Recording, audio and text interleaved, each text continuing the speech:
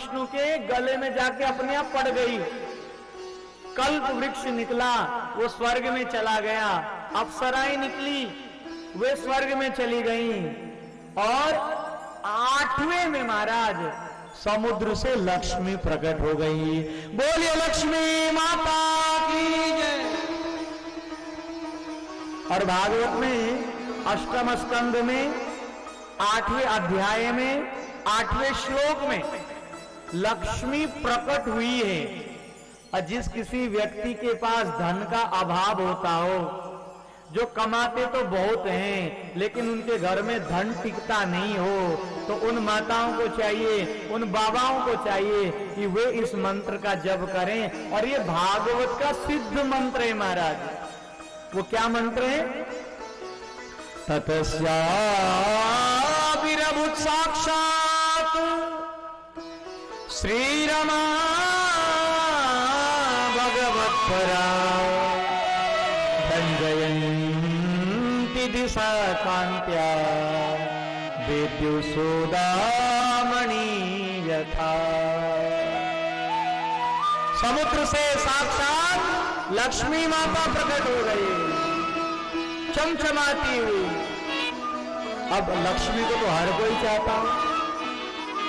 दानव भी कहने लगे लक्ष्मी से ब्याह हम करेंगे। देवता भी कहने लगे बोले लक्ष्मी से ब्याह हम करेंगे। दुर्वासा भी पहुंच गए। दुर्वासा भी कहने लगे नहीं, लक्ष्मी से तो हम ही शादी करेंगे।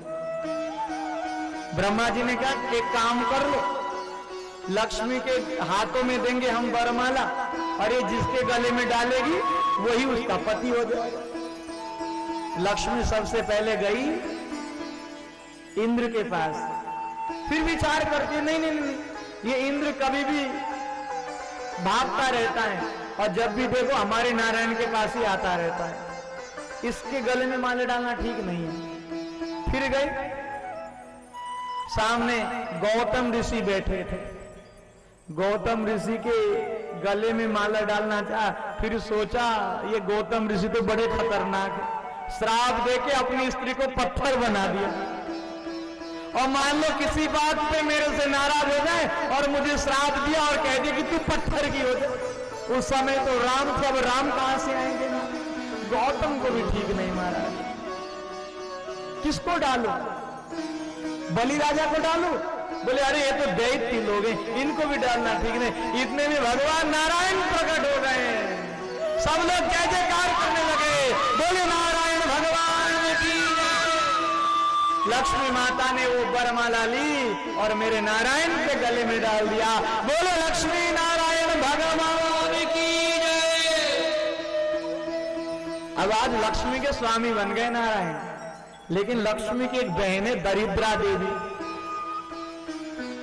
उसने कहा मेरी बड़ी दीदी को तो ब्याह कर लिया, मैं भी छोटी हूं, मुझे भी रखना पड़ेगा। भगवान नारायण कहने लगे इस दरिद्रा देवी को रखो तो मैं भी दरिद्र हो जाऊं। अब इसको रखो तो कहां रखो? दरिद्रा देवी को कहा एक काम करो, तो थोड़ा चल के दिखा दे मुझे। तो चल रही है। चलते चलते भगवान नारायण ने कहा, बोले हे दरिद्रा देवी, तू मेरी ओर आती हुई अच्छी नहीं लगती, तू तो जाती हुई बहुत अच्छी लगती है। तू आती हुई अच्छी नहीं लगती, तू जाती हुई अच्छी लगती है। तो ये दरिद्रा देवी ने सोचा शायद जाते जाते भगवान मेरे ऊपर भी डोरे डाल दे और मेरे पीछे पीछे आ जाए।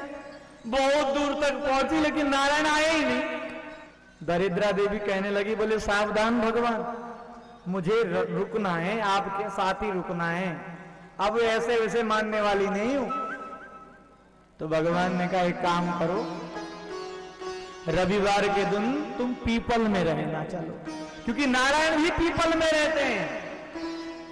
इसीलिए शनिवार के दिन पीपल की पूजा करें, रविवार के दिन पीपल की पूजा करनी नहीं चाहिए, क्योंकि रविवार के दिन पीपल में दरिद्रा देवी आके बैठती है। इसीलिए रविवार के दिन पीपल की पूजा नहीं होती है, केवल शनिवार के दिन ही पूजा होती है। शनिवार के दिन लक्ष्मी बैठती है और रविवार के दिन दरिद्रा देवी बैठती है। दरिद्रा देवी कहने लगी, अच्छा 6 दिन तो आपने दिए मेरी बड़ी बहन को, और मुझे मेरे लिए केवल 1 दिन? मैं भी लोगों के घर में जाना चाहती हूँ, जैसे लोग लक्ष्मी को बुलाते हैं ऐसे आप मुझे भी भेजिए ना। तो भगवान नारायण ने कहा, तुम उस घर में जाना जिस घर में रात को भोजन करते हैं लेकिन रात को बर्तन साफ नहीं करते हैं। हे दरिद्रा देवी, तुम उनके घर में निवास करना जिनके घर में जाले लगे हुए हो, जो अपनी घर की साफ सफाई नहीं करते हो, उनकी घर में हे दरिद्रा देवी तुम जाके रहना। लेकिन जो अपने घर को स्वच्छ रखता हो, जो अपने घर को पवित्र रखता हो, और जो अपने घर में ठाकुर जी को रखता हो, उसके घर में तो लक्ष्मी तुम ही चली जाना। महाराज, लक्ष्मी तुम ही चली जाना। एक बार बोलिए राधे राधे, अरे जोर से बोलिए ना। एक बार लक्ष्मी माता और नारायण भगवान झगड़ा करने लग गए। पति पत्नी में तो कभी कभी झगड़ा होनी भी चाहिए महाराज, और लक्ष्मी और नारायण में हो गई, कौन सी बड़ी बात है, सबके साथ होती। बोले कभी कभी झगड़ा हो तो प्यार बढ़ता है, लेकिन इतना भी झगड़ा मत करे कि तलाक का समय आ जाए महाराज। तो आज लक्ष्मी माता नारायण से किसी बात पे रूठ गई और नारायण से कहने लगी, बोले हे नारायण, आप कहते हो कि लोग आपके दीवाने, अरे पूरे संसार में लोग मेरे दीवाने हैं। मैं जहां चाहूं, मैं जहां जाऊं लोग मेरे पीछे पीछे आते हैं, आपके पीछे कोई नहीं जा रहा भगवान। वो तो मैं आपके पीछे पीछे रहती हूं, इसीलिए लोग आपके पास में आते हैं, नहीं तो आपका पीछा करने वाला कोई है ही नहीं, क्योंकि धन की देवी तो मैं हूं और सब धन को चाहते। नारायण कहने लगे, नहीं नहीं ऐसी बात तो है नहीं, लोग मेरे भी दीवाने। तो लक्ष्मी जी ने कहा, चलो आज परीक्षा हो जाए। 4 व्यक्ति एक अर्थी को लेके जा रहे थे शमशान घाट की ओर। लक्ष्मी प्रकट हो गई और लक्ष्मी ने स्वर्ण की वर्षा कर दी। अब उन 4 लोगों ने शव को तो दूर फेंक दिया और महाराज धन को उठाने लग गए। लक्ष्मी माता कहती, नारायण देख लो तुम्हारे भक्तों का हाल। अर्थी ले जा रहे थे, अर्थी को फेंक दिया, लेकिन अर्थ को गवाया नहीं। अर्थी फेंक दी, अर्थ उठा रहे हैं। भगवान नारायण कहने लगे, हे लक्ष्मी एक बात बताओ, ये 4 लोग तो तुम्हारे अर्थ को उठा रहे हैं, लेकिन जो व्यक्ति शव है, जो व्यक्ति मरा है, जो मुर्दा है, उसने तो तुम्हारा धन नहीं उठाया, उसने तो तुम्हारी संपत्ति नहीं उठाई। अरे लक्ष्मी, जब तक मानव के शरीर में मैं रहता हूं तब तक तुम्हारी पूजा होती है, और जिस दिन मानव के शरीर से मैं निकल के जाता हूं, यहाँ कोई लक्ष्मी की पूजा करने वाला नहीं महाराज, यहाँ कोई लक्ष्मी की पूजा करने वाला नहीं है। जब तक भगवान नारायण शरीर में रहते महाराज, तब तक लक्ष्मी की पूजा है, और जिस दिन ये नारायण निकल के चला जाए, कौन पूछे महाराज, कौन जाने धन को। इसीलिए जब कोई व्यक्ति मरता है, उसकी अर्थ निकलती है ना, तो लोग पैसे उठा उठा के ऐसे फेंक देते, ले पैसा ले ले ले ले। क्यों फेंकते जानते हैं? बोले जिंदगी भर कमाया, इसी पैसे के लिए रोया, इसी पैसे के लिए झगड़ा किया, और जाते जाते तू अपना पैसा छोड़ के जा रहा है, इसलिए अब उठा। लेकिन महाराज वो उठाता नहीं महाराज, वो तो आराम से सो के चला जाता है। ये धन किसी काम का नहीं महाराज। जब जाओगे तो केवल राम नाम ही साथ में जाएगा, जब जाओगे कृष्ण नाम ही साथ में जाएगा, और बाकी संसार का धन तो यहीं पड़ा रह जाएगा। वो पत्नी कहां तक साथ देगी? वो पत्नी भी घर की दहली तक साथ देती है। वो पत्नी भी कहती है, बोले अब इसको जल्दी ले जाओ, नहीं तो इसमें भूत आ जाएगा महाराज। जो पत्नी एकांत में अपने पति के साथ रहती थी, जब वो पति गुजर जाता है महाराज, वही पत्नी गांव वाले को बुलाती है और कहती है अब तो शमशान घाट में ले जाओ, अब तो शमशान घाट में ले जाओ। अरे उससे पूर्व जब तक ये चल रहा था तब तक तो किसी को बुलाने की कोई आवश्यकता नहीं थी। जैसे इसके प्राण निकल गए तो सब गांव वाले इकट्ठे होते हैं, वो पत्नी भी गांव वाले को बुलाती है और कहती ले जाओ ले जाओ ले जाओ ले जाओ। इसका अर्थ क्या है? बोले जब तक हमारे प्राण हैं तब तक हमारी पूजा है, जिस दिन हमारी प्राण निकल के चली जाती है उस दिन तो बस आग ही लगाई जाती महाराज, उस दिन तो आग ही लगाई जाती है। पुत्र भी कहां तक जाते हैं? शमशान घाट तक। शमशान घाट में जाके चिता में आग लगा के आते हैं। 13 दिन की 13वीं, 1 साल की बरसी, उसके बाद धीरे धीरे सब भूल जाते हैं महाराज। इसलिए करनी ऐसे करके चलो महाराज, जग रोए तुम हंसो महाराज, तुम हंसो। ऐसी करनी कर चलो, जग भले रोए। जब आप जाओ तो लोग ये ना कहें वो गया बहुत अच्छा हुआ, ऐसा काम करके जाओ।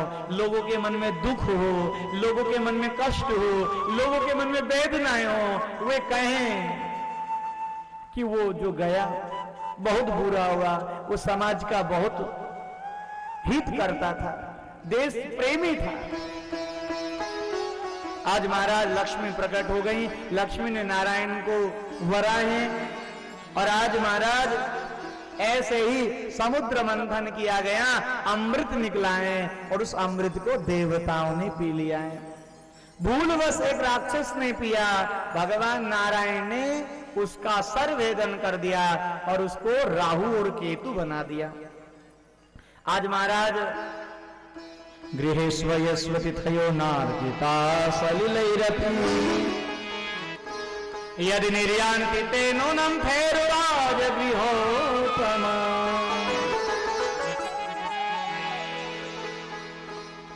आज अदिति ने कश्यप ऋषि से कहा, बोले हे कश्यप ऋषि, मेरे पुत्र वन वन में भटक रहे हैं, उनको राजगद्दी चाहिए, ऐसी कुछ कृपा कर दो। व्रत बताया, जिन माताओं के पुत्र नहीं होते तो उनको इस व्रत को करना चाहिए। फाल्गुन श्यामले पक्षे द्वादशायाम पयो व्रतः।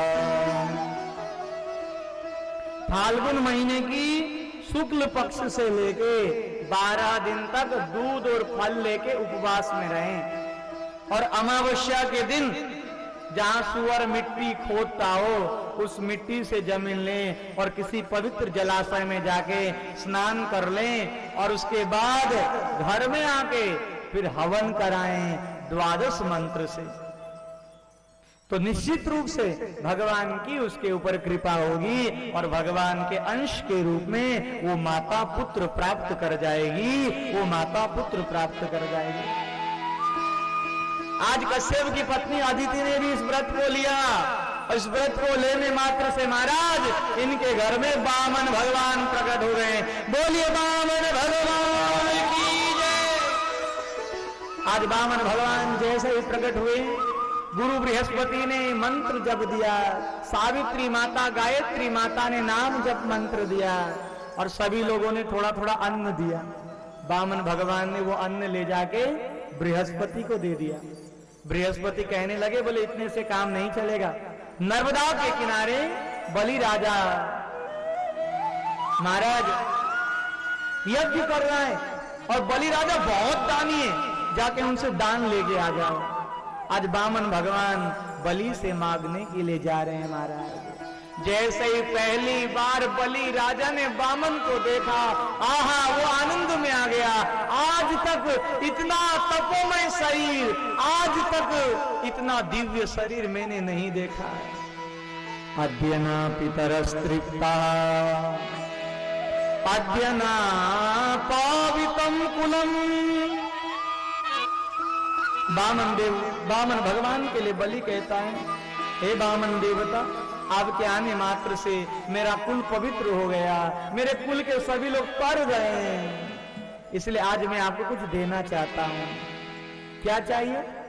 गाम कांचनम गुणवत धाम मृष्टम। मैं आपको हाथी दूं, मैं आपको घोड़े दूं, मैं आपको बंगला दूं, और हो सके तो मैं आपके लिए किसी ब्राह्मण कन्या का भी इंतजाम कर दूं और आपको दूल्हा बना दूं। बामन भगवान कहने लगे, बोले दुल्हन आएगी तो धन चाहिए। बलि कहने लगे, बोले आप मेरे द्वार पे आए हो तो धन की कमी क्या होगी, मैं आपको इतना धन दे दूंगा। बोले बाल गोपाल होंगे तो पढ़ेंगे क्या? तो बलि कहता है, हिरण्याक्ष दान विश्वविद्यालय हमारा है महाराज, वहीं पढ़ा लियो। फिर कहने लगा, बोले और क्या दो? भगवान बामन कहने लगे, बोले यदि मान लो वो बालक मर गया तो रोएगा कौन? बलि राजा कहने लगे, बामन से रोना तो आपको ही पड़ेगा, हम रोने वाले नहीं हैं। बामन भगवान ने कहा, तो ये रोने धोने का काम हम नहीं करते हैं, ना हमें शादी करनी है ना हमें कुछ करना है महाराज। तो क्या चाहिए आपको? बोले 3 पग जमीन दे दो, बस बहुत है, इतना ही। और महाराज 3 पग जमीन कह दिया, शुक्राचार्य के कान में ये बात पहुंच गई।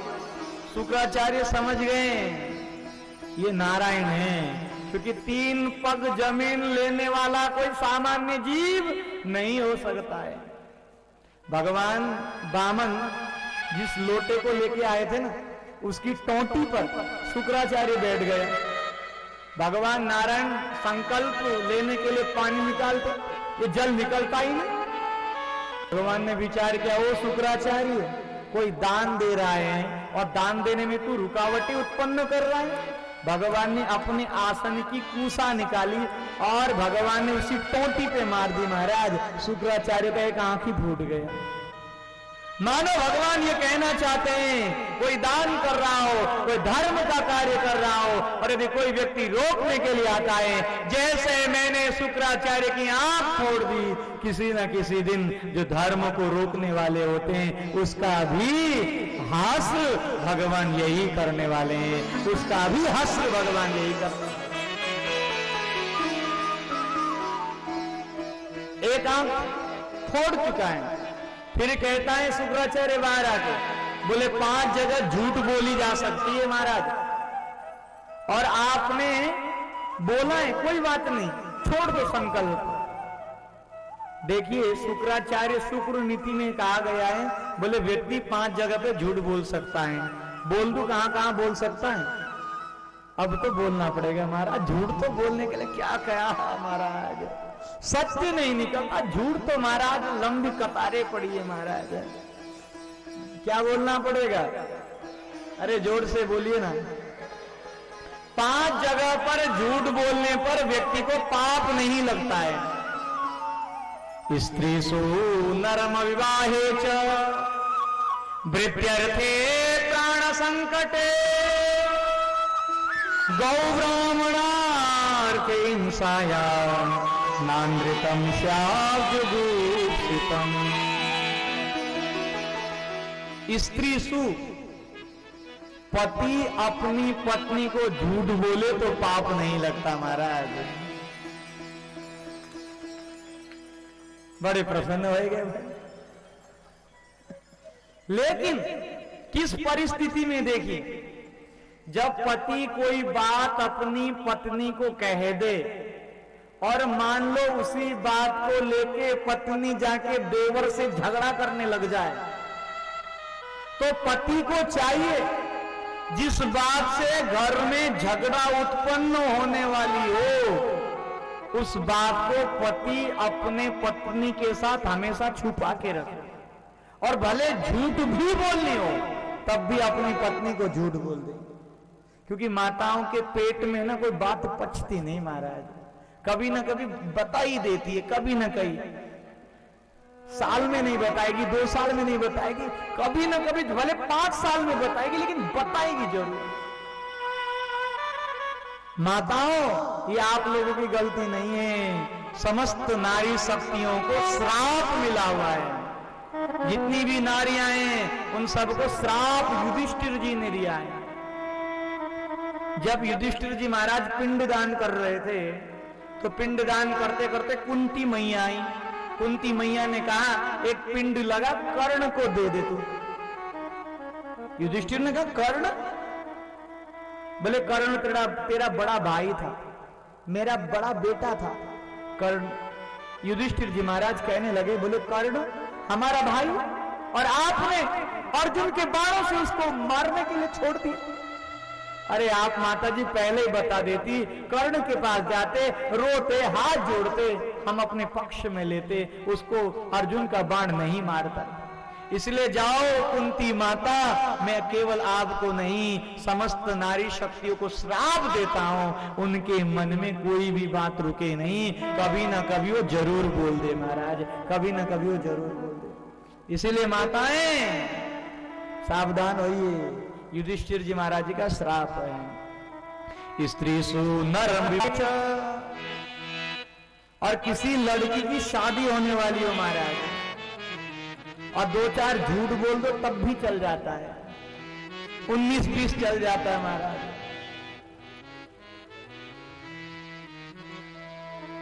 एक लड़की थी महाराज, उसकी शादी हो ही नहीं रही थी।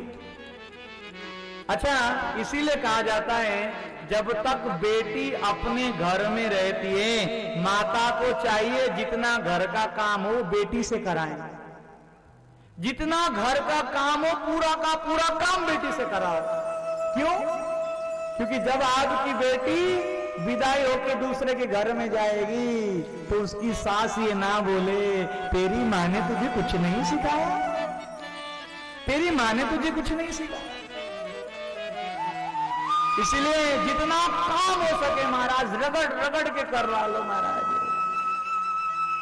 क्यों? इसीलिए क्योंकि बेटी सब सीख जाएगी और फिर जाके बताएगी मेरी माँ ने ये सिखाया, मेरी माँ ने ये सिखाया, सासू माँ भी फिर ताली बजाएगी महाराज। इसलिए खूब काम करा महाराज, खूब काम।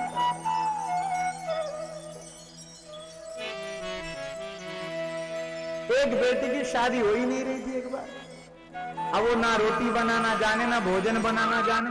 अच्छा, पिता को मालूम नहीं होता है बेटी भोजन बनाना जानती है कि नहीं, केवल माँ को ही ये मालूम होता है। पिता को तो क्या पता, माँ कह दे कि खुद माँ बनाए, कभी कभी कह देती नहीं थी पुत्री ने बनाया, बहुत सारी माताएं करती भी है, बोले बेटी ने बनाया। पिता भी बड़े चाव से पा जाते, वाह मेरी पुत्री ने बनाया। और पुत्री ऐसी जानवरों का खाना भी बनाना नहीं जानती महाराज, जानवरों का भी खाना बनाना नहीं जानती, मानवों की तो क्या कहे महाराज। तो एक पुत्र की शादी हो ही नहीं रही थी, पिता बड़े दुखी हो गए। पिता लंदन पहुंच के, बहुत पैसे वाले थे महाराज, लंदन की यूनिवर्सिटी से एक सर्टिफिकेट लेके आए और कहने लगे, बोले पूरी लंदन यूनिवर्सिटी में मेरी पुत्री कुकिंग में नंबर 1 आई है, जबकि उस बेटी को जानवरों का खाना भी बनाना नहीं आता महाराज। बोर्ड लगा दी गई, अब तो महाराज लड़कों के तांते, सब कहे हम शादी करें, सब कहे हम शादी करें, और एक दिन उसकी शादी भी हो गई। उसकी माँ को मालूम था मेरी बेटी कुछ बनाना नहीं जानती, तो जाते जाते माँ ने डायरी लिख दी, बोले सबसे पहले सब्जी को काटें, सब्जी को अमनिया करें, उसके बाद कढ़ाई लें, उसके बाद तेल डालें, फिर छोका डालें, पूरी डायरी बना दी। अब जैसे वो बेटी अपने पति के घर में पहुंची, सबको डर है महाराज, भाई लंदन यूनिवर्सिटी से पढ़ के आई है, थोड़ा इधर उधर हल्दी नमक इधर उधर हो गया, नहीं बहू की डांट सुननी पड़ेगी महाराज। सबने छोड़ दिया, अब इस बेटी को कुछ आता जाता तो था नहीं, वहां लौकी और भिंडी रखी थी सब्जी, तो डायरी में लिखी थी, बोले सबसे पहले सब्जी को काटें, तो बेटी ने बढ़िया से काटा। उसके बाद लिखा था सब्जी को धोएं। अब बेटी सोचने लगी सब्जी को धोएं तो धोएं किससे धोएं, सर्फ एक्सेल से धोएं कि डिटर्जेंट पाउडर से धोएं, किससे धोएं सब्जी को। महाराज ऐसे ऐसी भी यदि शादी हो जाए तो निकाल देनी चाहिए महाराज। स्त्री सु नरम विवाहे च। और एक बात हमेशा ध्यान रखना, माताएं अपनी आयु कभी नहीं बताती है, जब भी आप उनसे पूछो 5 साल कम ही बता देती है, झूठ बोलने की आदत है महाराज। जैसे पुरुष कितना कमाता है ये पूछिए, पुरुष का कितना धन है ये लोगों को पूछना नहीं चाहिए, क्योंकि कभी भी पुरुषार्थ करके वो कमा सकता है। उसकी धन संपत्ति के बारे में किसी को पूछना नहीं चाहिए। उसी प्रकार माताओं की भी आयु बार बार पूछनी नहीं चाहिए। लेकिन आजकल तो बड़े साथी हो गए महाराज, फेसबुक में ढूंढ ले पहले से। तो एक बार क्या हुआ, 4 माताएं ट्रेन की यात्रा कर रही थी। करते करते क्या हुआ, एक माता जो 50 साल की थी उससे उसकी सहेली ने पूछा, बोले आपकी क्या आयु है? तो 50 वाली ने सोचा कि क्यों कहूं अपनी सटीक आयु, कह दिया अरे अभी तो मैं 40 साल की हुई हूं। जो 40 वाली थी उसने विचार किया, जो दिखने में 50 वाली लग रही है और कह रही 40 साल की हो गई, तो उसने कहा कि मैं तो 30 साल की हो गई हूं बस। जो 30 वाली थी उसने कह दिया मैं 20 साल की हो गई हूं अभी अभी, और जो 20 साल की थी उसने कह दिया अभी तो मेरे 10 ही साल हुए हैं। इतने में एक महात्मा जी ऊपर ट्रेन के ऊपर वो होती है गद्दी, वहां से गिर पड़े, जोर जोर से रोने लगे। 90 साल के बूढ़े बोले क्यों रो रहे हो तुम? बोले अभी अभी मेरा जन्म हुआ है। भाई तुम 50 से 40 जा सकते हो, 40 से 30 जा सकते हो, 30 से 20 जा सकते हो, तो मैं 90 से 0 नहीं जा सकता क्या? मैं भी 90 से 0 चला जाऊं महाराज। तो ऐसे ऐसे महाराज कांडात कांडात परवंती चलता रहता है। स्त्री सु नर्म विवाहे च वृत्त्यर्थे प्राण संकटे।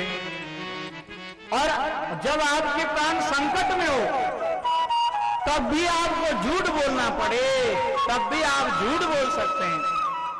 गौ ब्राह्मणार्थी, गौ की रक्षा के लिए, और यदि किसी ब्राह्मण का हित हो रहा है आपके झूठ बोलने से, यदि ब्राह्मण बच रहा है तब भी आप झूठ बोल सकते हैं। तो इन 5 जगहों पर झूठ बोलना पाप नहीं माना जाता है।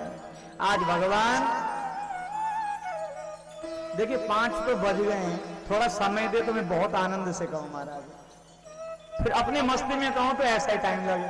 अब भागम भागम करे तो वही कल वाली आपकी हाल जो था। बोलिए क्या बोलना पड़ेगा? अरे जोर से बोलिए ना। आज भगवान बामन भगवान कहने लगे हे बलि राजा मुझे 3 पग जमीन दे दे। और आज एक पग में अतल बीतल सूतल तलातर नाप ली महाराज, दूसरे पग में सब नाप ली, और तीसरा पग महाराज नापने की जगह नहीं थी। बामन भगवान ने बलि से कहा, बोले हे बलि राजा तुम झूठ बोलते हो, तुम तो ये कह रहे थे कि मैं तुम्हें बहुत कुछ दे सकता हूं, तुम तो मुझे 2 पग जमीन भी नहीं दे पाए, तीसरा पग में कहां करूं? प्यारे सज्जनों, बलि कहने लगा धन का मालिक बड़ा होता है, इसलिए आप मेरे मस्तक पे अपना पद धर दीजिए। आज महाराज जी भगवान नारायण ने, भगवान वामन ने बलि के मस्तक के ऊपर अपना पैर जमा दिया और बलि राजा को सूतल लोक में पहुंचा दिया, बलि राजा को सूतल लोक में पहुंचा दिया। आज वामन भगवान के लिए बलि राजा कह रहा है तेरे द्वार खड़ा भगवान, तेरे द्वार खड़ा भगवान, तेरे द्वार खड़ा भगवान रे, तेरे द्वार खड़ा भगवान, भगत भर दे रे झोली, ओ भगत भर दे रे झोली, तेरे द्वार खड़ा भगवान, भगत भर दे रे झोली, ओ भगत भर दे रे झोली, तेरा होगा बड़ा एहसान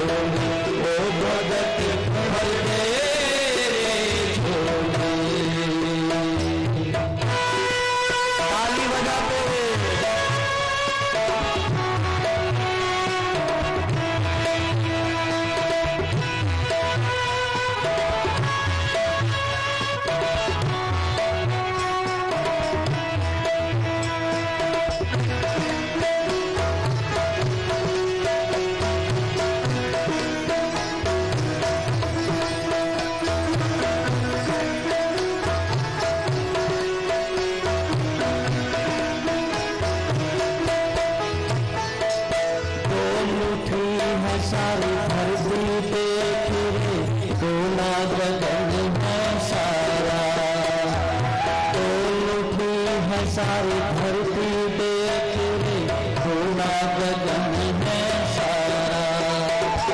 भीख मांगने आया तेरे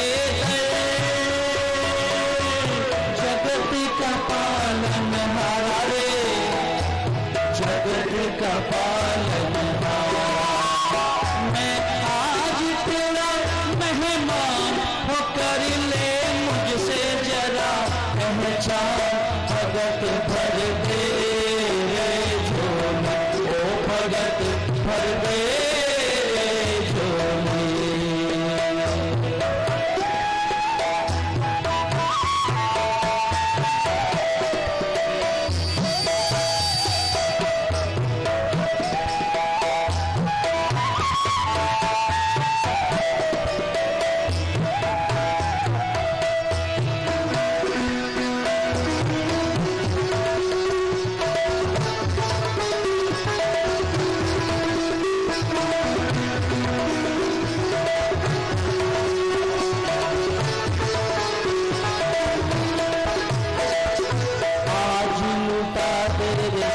बस अपना मान ले कहना मेरा, आज लुटा तेरे सर बस अपना मान ले कहना मेरा। मिट जाएगा पल में तेरा जन्म जन्म का फेरा रे, जन्म जन्म का फेरा।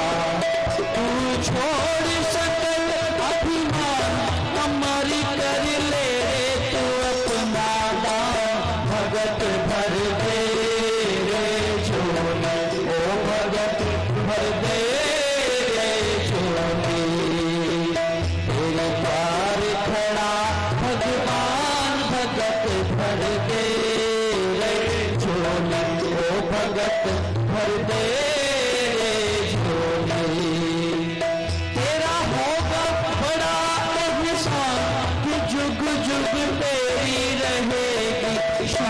भगत भर दे रे झोली, ओ भगत भर दे रे झोली।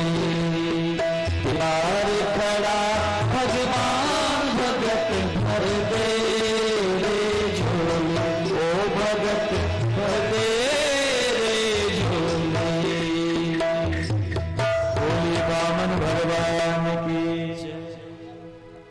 जैसे ही वामन भगवान ने बलि को सूतल लोक में पहुंचा दिया महाराज, बलि राजा ने कहा, हे प्रभु आपने मुझे सूतल लोक में पहुंचा दिया है, मैं भी आपसे वरदान मांगना चाहता हूं। भगवान ने कहा जो चाहिए तुम मांगो, मैं वही देने को तैयार हूं। तो आज महाराज बलि ने भी कहा, बोले जिस द्वार से निकलूं हे प्रभु आप उसी द्वारपाल होके बैठ जाना। भगवान ने कहा तथास्तु। आज भगवान नारायण सूतल लोक में महाराज बलि का द्वारपाल होके बैठ रहे हैं, और जिस द्वार से बलि निकलता है भागे भागे भगवान वहां पहुंच जाते हैं। 6 महीने हो गए, लक्ष्मी माता चिंतित पड़ी है, मेरे नारायण कहाँ गए, मेरे नारायण कहाँ गए। 6 महीने हो गए, मेरे नारायण अभी आए ही नहीं। नारद जी से पूछा मेरे नारायण कहाँ हैं। नारद ने बताया, बोले आपके नारायण तो आजकल नौकरी कर रहे हैं, आपके नारायण तो आजकल द्वारपाल बन के बैठे हैं, और वह बलि राजा की, बलि राजा पता नहीं कब किस द्वार से निकलता है। आपके भगवान बहुत थके, कभी इधर भागते महाराज, कभी उधर भागते। आज लक्ष्मी माता बलि राजा के पास में गई और बलि को कहा, हे बलि राजा अपनी कलाई दो। और जैसे ही बलि राजा ने अपनी कलाई दी महाराज, आज लक्ष्मी माता ने उसकी कलाई में रक्षा सूत्र बांध दिया। एन बद्धो बलि राजा दानवे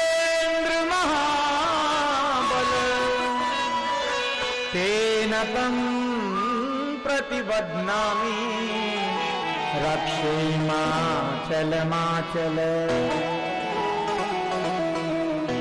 बलि राजा कहने लगा, तुम कौन हो? आपने मेरे हाथ में, मेरी कलाई में राखी बांधी है, इसलिए आज से आप मेरी बहन हुई है। आप बोलिए, आपको क्या चाहिए? और रक्षाबंधन के दिन बहन जो बोले उसको भाई को पूरा करना चाहिए महाराज। तो आज रक्षाबंधन का दिन है। लक्ष्मी माता कहने लगी, मुझे ज्यादा कुछ नहीं चाहिए, वो तुम्हारे पास जो द्वारपाल बैठा है ना, बस इसी को दे दो, मैं इसी से मस्त रह जाऊंगा। बलि महाराज समझ गए, नारायण को लेने के लिए तो लक्ष्मी ही आएगी, कोई सामान्य स्त्री तो आएगी नहीं। आज बलि महाराज लक्ष्मी के चरणों में लोटपोट होता है और ये कहता है, बोले आज के दिन जो बहन अपने भाई के हाथ में राखी बांधेगी, लक्ष्मी की कृपा उस पर सदैव बनी रहेगी। महाराज, लक्ष्मी की कृपा उस पर सदैव बनी रहेगी।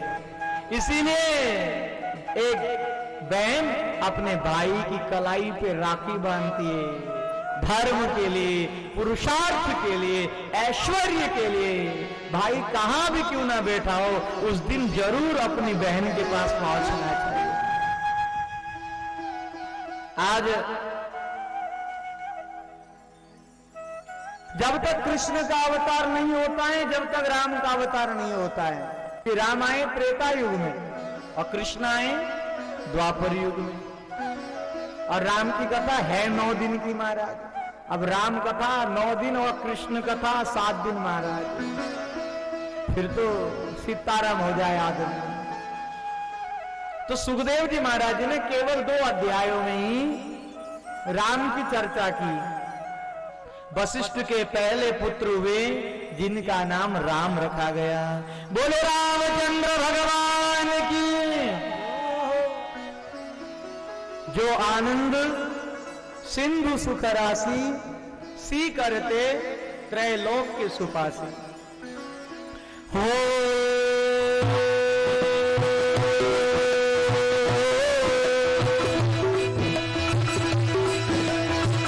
जो आनंद सिंधु सुख राशि,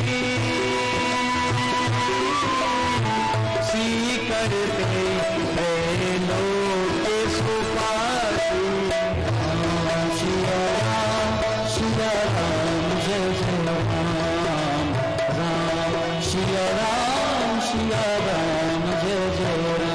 वशिष्ठ ने पहले पुत्र का नाम राम रखा। बोले रामचंद्र भगवान की जय। ताली बजाते हुए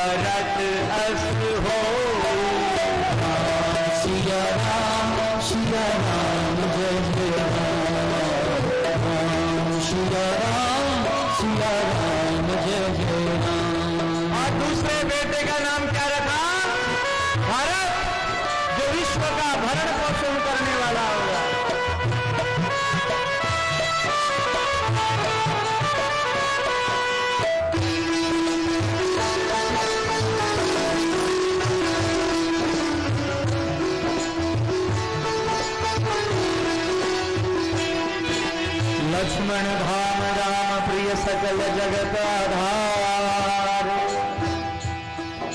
गुरु वशिष्ठ तेहि राखा लक्ष्मण नाम उदार। राम सिया राम जय जय राम। राम सिया राम जय जय राम। राम सिया राम जय जय राम। राम सिया राम जय जय राम। राम सिया राम जय जय राम। राम सिया राम जय जय राम।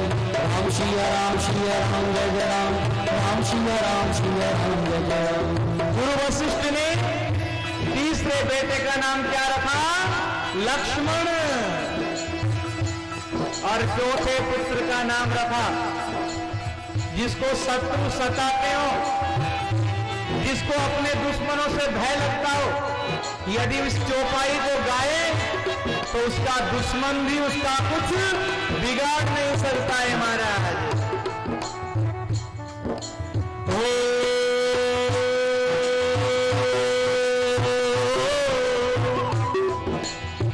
जाके सुमिरन तेरी पुनासा, नाम शत्रुघ्न वेद प्रतापा, राम सिया राम जय जय राम, राम सिया राम जय जय राम।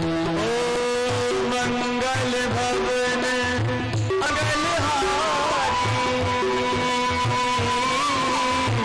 प्रभु सुदशरथ अजर बिहारी, राम सिया राम जय जय राम, राम सिया राम जय जय राम। बोले रामचंद्र भगवान की।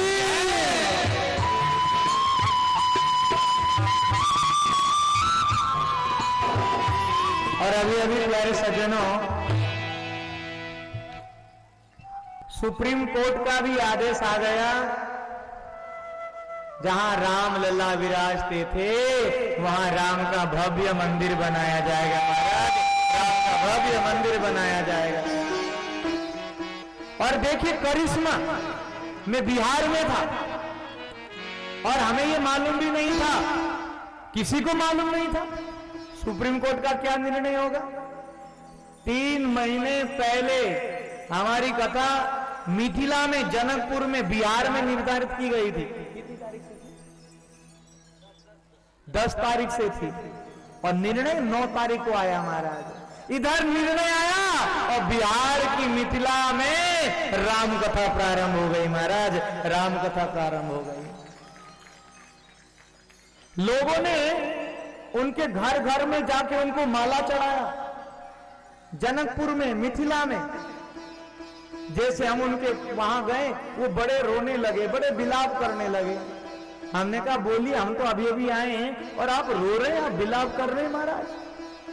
तो कहने लगे हमें भी मालूम नहीं था राम लला अयोध्या में विराजमान हो जाएंगे, हम तो सीता वाले हैं। मिथिला में तो सीता हुई, हम तो सीता वाले हैं महाराज। लेकिन गांव के लोगों ने, हमने राम कथा कराई और सुप्रीम कोर्ट ने उधर निर्णय दिया, इसीलिए आज गांव के लोग आके हमारे गले में माला डाल रहे हैं महाराज, आके गले में डाल रहे हैं। इतना आनंद आया, सच कहूं उसका वर्णन नहीं कर सकता हूं।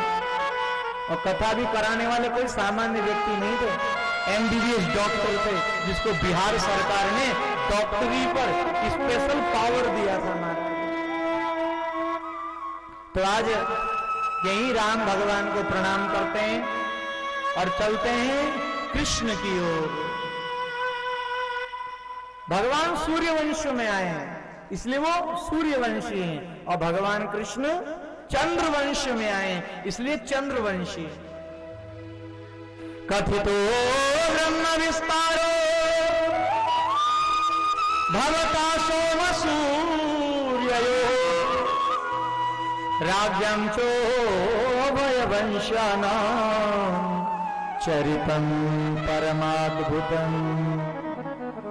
आज राजा परीक्षित जी महाराज जी ने भगवान सुखदेव से पूछा, हे सुखदेव जी मुझे कृष्ण कथा सुनाइए, मैं कृष्ण के बारे में जानना चाहता हूं। सुखदेव जी महाराज कहने लगे, बोले हे राजा परीक्षित, 4 दिन हो गए तुमने न पानी पिया है न तुमने फल लिया है, अरे अब तो थोड़ा पानी पी लो, अब तो थोड़ा जल ले लो। राजा परीक्षित कहने लगे, हे सुखदेव जी महाराज, आपकी कथा रस में इतना आनंद आ रहा है महाराज, इतना आनंद आ रहा है, संसार की पानी पीने की इच्छा नहीं हो रही है। बस ऐसा लग रहा है कथा रूपी रस को ही पीता जाऊं, कथा रूपी रस को ही पीता जाऊं महाराज, कुछ चाहिए नहीं। और 7 दिन तक अनशन व्रत लिया महाराज राजा परीक्षित ने, न पानी पिया न भोजन किया। देवकी माता कि आज विवाह वसुदेव जी महाराज जी के साथ हुआ है और देवकी कंस की चचेरी बहन है। आज कंस ने विचार किया, बोले मथुरावासी मुझे गलत कहते हैं, आज मैं देवकी को अपने रथ में बिठाऊंगा और इसको वसुदेव के घर तक पहुंचाऊंगा तो लोग मेरे सम्मान में अच्छी बातें करें। लेकिन देवताएं विचार करने लग गए, बोले कंस के मन में अच्छी बात आ गई तो भगवान कृष्ण नहीं आएंगे।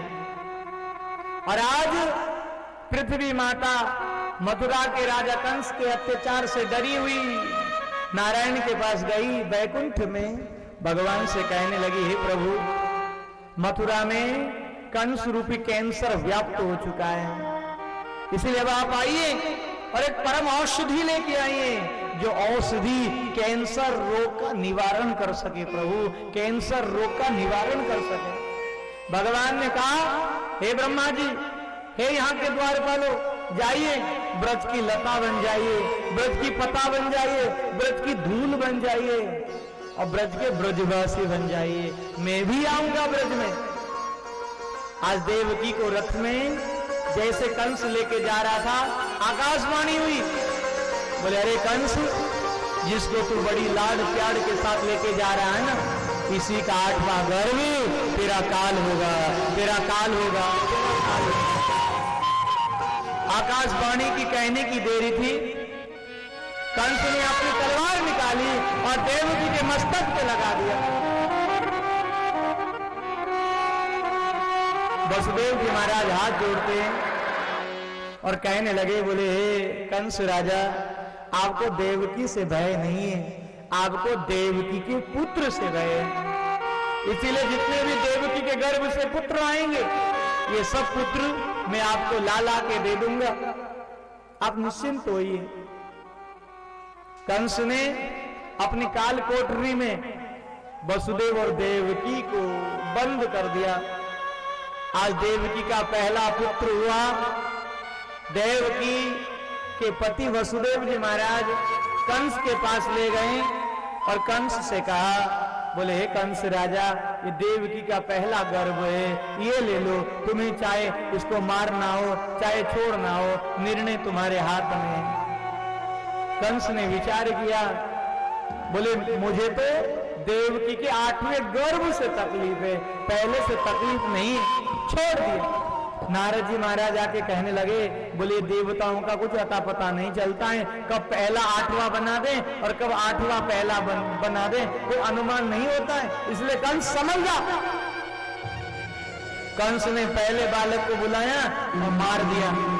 प्रथमम कीर्तिमंतम, तो पहले बालक को मारा, दूसरे बालक को मारा, तीसरे बालक को मारा, चौथे बालक को मारा, 5वें बालक को मारा, 6ठे बालक को मारा। आज 7वें गर्भ में संकर्षण भगवान आए हैं, शेषनाग भगवान देवकी के गर्भ में आए। आज भगवान नारायण ने अपनी योग माया को भेजा और कहा, हे योग माया, देवकी के गर्भ में तुम चली जाओ और देवकी के गर्भ से स्थानांतरण करके रोहिणी के गर्भ में स्थापित करा दो, वो गर्भ रोहिणी के गर्भ में स्थापित करा दो। देखिए, आज डॉक्टर जिस चीज को आज ढूंढ रहे हैं, एक गर्भ से दूसरे गर्भ में डालने की प्रक्रिया, ये प्रक्रिया हमारे भगवान कृष्ण द्वापर युग में ही कर चुके हैं। जो प्रक्रिया आज डॉक्टर ढूंढ रहे हैं, सीख रहे हैं महाराज, द्वापर युग में भगवान कृष्ण इस गर्भ से दूसरे गर्भ में स्थानांतरण करा चुके हैं। हमारी संस्कृति में शोध करने वाला चाहिए महाराज। इतनी वस्तुएं, इतनी बातें, फिर विदेश में जाने की कोई जरूरत नहीं है। हमारे देश की संस्कृति में इतनी चीजें हैं, यदि इसी में शोध कर लिया ना, तो हमारे भारत को जगत गुरु बनने से कोई नहीं रोक सकता महाराज, कोई नहीं रोक सकता। लेकिन हम अपनी संस्कृति पे शोध नहीं करते, हम अपनी विरासत पे शोध नहीं करते और दूसरे के संस्कृति को देखते रहते हैं। अरे हमारी संस्कृति में इतनी चीजें हैं महाराज, कहीं जाने की जरूरत नहीं, ये तो घर की। घर की संपत्ति है महाराज। 8वें गर्भ में जगत के पालनहार, जगत के नारायण 8वें गर्भ में आ रहे हैं, आ रहे हैं, आ रहे हैं। और प्यारे सज्जनों, भगवान प्रकट कितने बजे हुए थे? रात के 12 बजे, और अभी बजे 5:25। अब 12 बजे तक रुक जाए। 5 बज गए महाराज, 6 बज गए महाराज, 7 बज गए महाराज, 8 बज गए महाराज, 9 बज गए, 10 बज गए, 11 बज गए, 11:50 हो गए महाराज, 11:55 हो गए। 12 बजने के लिए 2 मिनट कम है महाराज। देखते ही देखते 12 बज गए। आकाश मार्ग से दुंदुभिया बजने लगी, मंद मंद हवा आने लगी, चारों ओर से नगाड़े बजने लगे महाराज। और देखते ही देखते देवकी के सामने भगवान नारायण प्रकट हो गए। बोले कृष्णचंद्र भगवान, बोले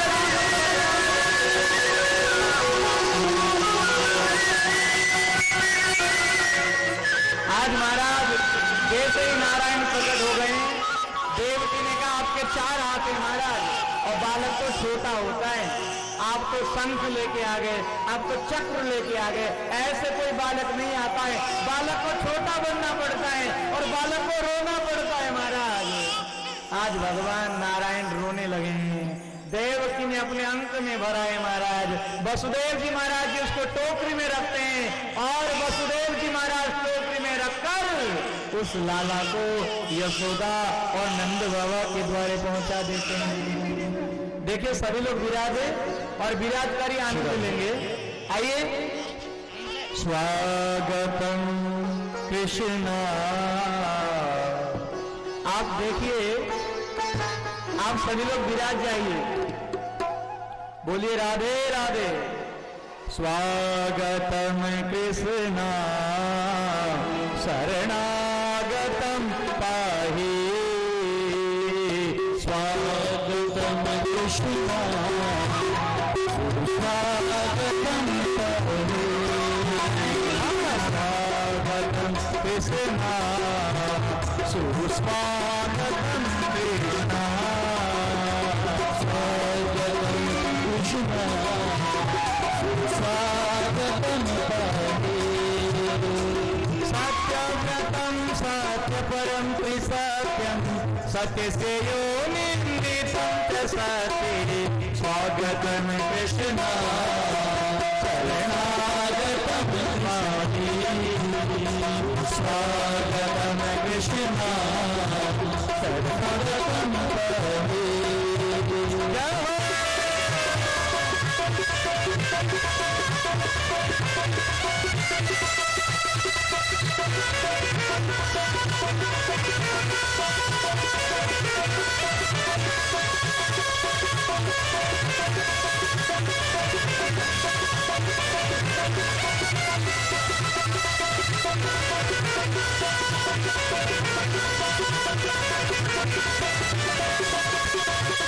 स्वागतम कृष्णा शरणागतम पाहि। स्वागतम कृष्णा शरणागतम पाहि।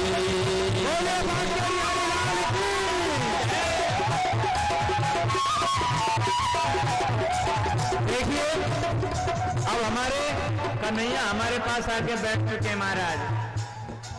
भाई बालक तो रोएगा ही, रो ले बेटा रो ले। तो आज देखिए, आइए भाव और श्रद्धा के साथ सभी लोग कृष्ण रस में आनंद लेंगे। आप सब तैयार हैं?